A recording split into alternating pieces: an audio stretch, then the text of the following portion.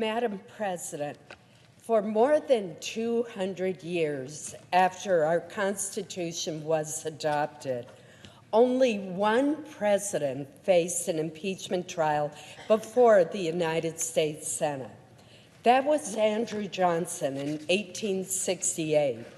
But now we are concluding our second impeachment trial in just 21 years.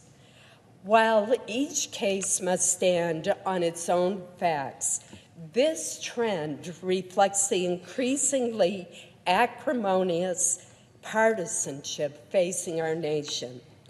The founders warned against excessive partisanship, fearing that it would lead to instability, injustice, and confusion, ultimately posing a mortal threat to our free government. To protect against this, the founders constructed an elaborate system of checks and balances to prevent factions from sacrificing both the public good and the rights of other citizens. Impeachment is part of that elaborate system.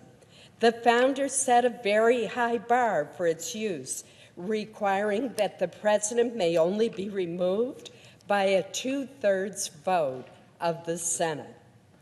The framers recognized that in removing a sitting president, we would be acting against not only the office holder, but also the voters who entrusted him with that position.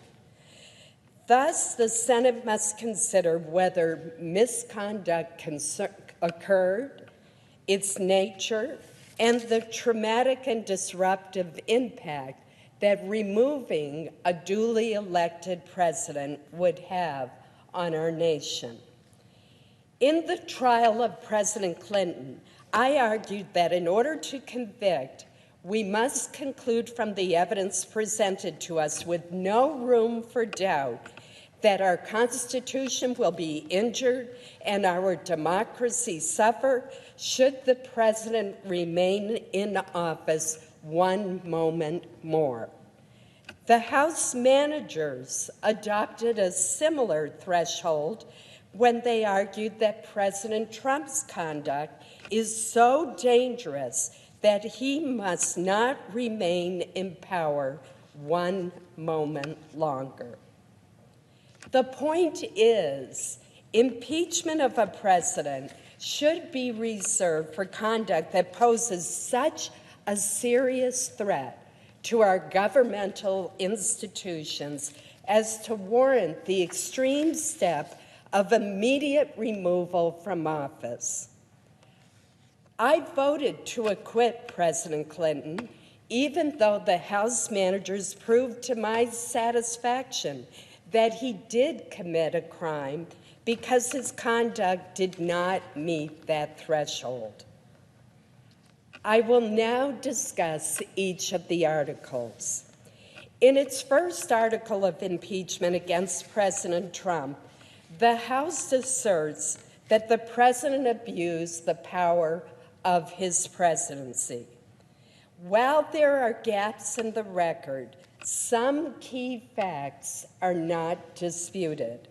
It is clear from the July 25th, 2019 phone call between President Trump and Ukrainian President Zelensky that the investigation into the Biden's activities requested by President Trump was improper and demonstrated very poor judgment. There is conflicting evidence in the record about the president's motivation for this improper request. The House managers stated repeatedly that President Trump's actions were motivated solely for his own political gain in the 2020 campaign. Yet the president's attorneys argued that the president had sound public policy motivations, including a concern about widespread corruption in Ukraine. Regardless, It was wrong for President Trump to mention former Vice President Biden on that phone call, and it was wrong for him to ask a foreign country to investigate a political rival. The House Judiciary Committee identified in its report crimes that it believed the president committed. Article 1, however, does not even attempt to assert that the president committed a crime. I sought to reconcile this contradiction between the report and the articles in a question I posed to the House managers, but they failed to address that point in their response. While I do not believe that the conviction of a president requires a criminal act, the high bar for removal from office is perhaps even higher when the impeachment is for a difficult-to-define non-criminal act. In any event, the House did little to support its assertion in Article 1 that the president will remain a threat to national security and the Constitution if allowed to remain in office.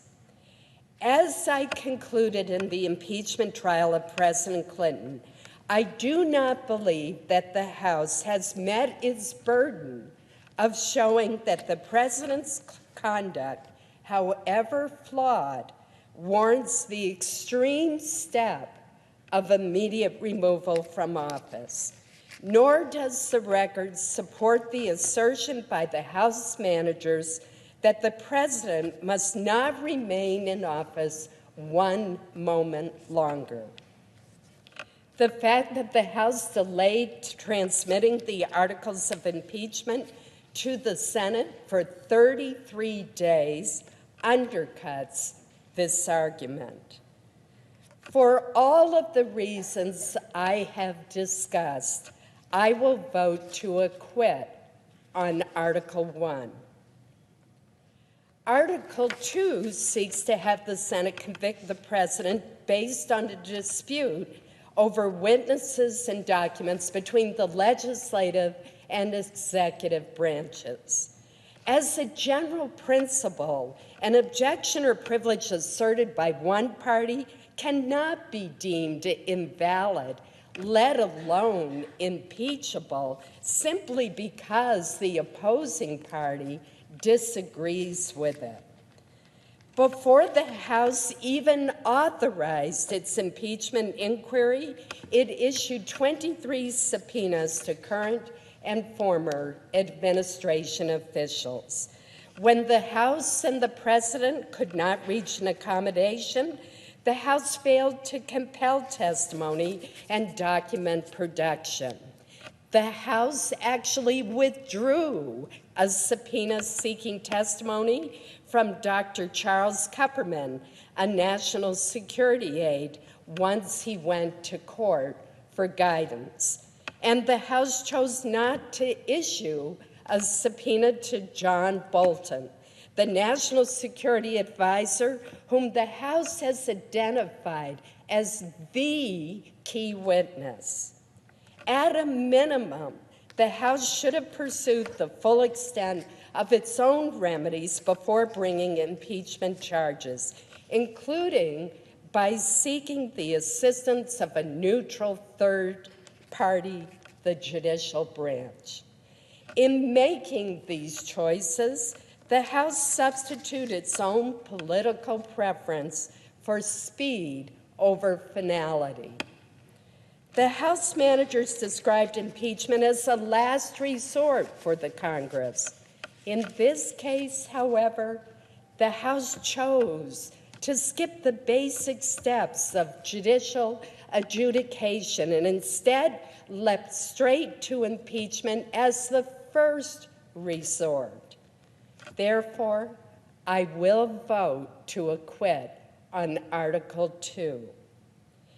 Madam President, this decision is not about whether you like or dislike this president or agree with or oppose his policies, or approve or disapprove of his conduct in other circumstances.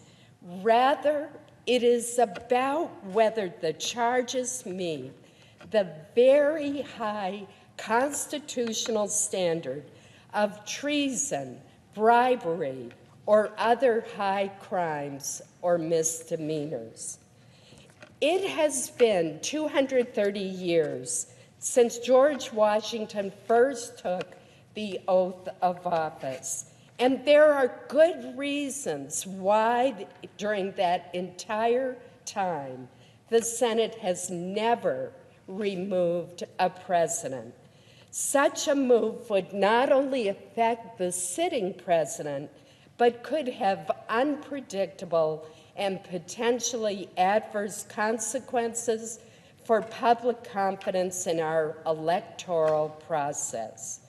It is my judgment that except when extraordinary circumstances require a different result, we should entrust to the people the most fundamental decision of a democracy, namely, who should lead their country.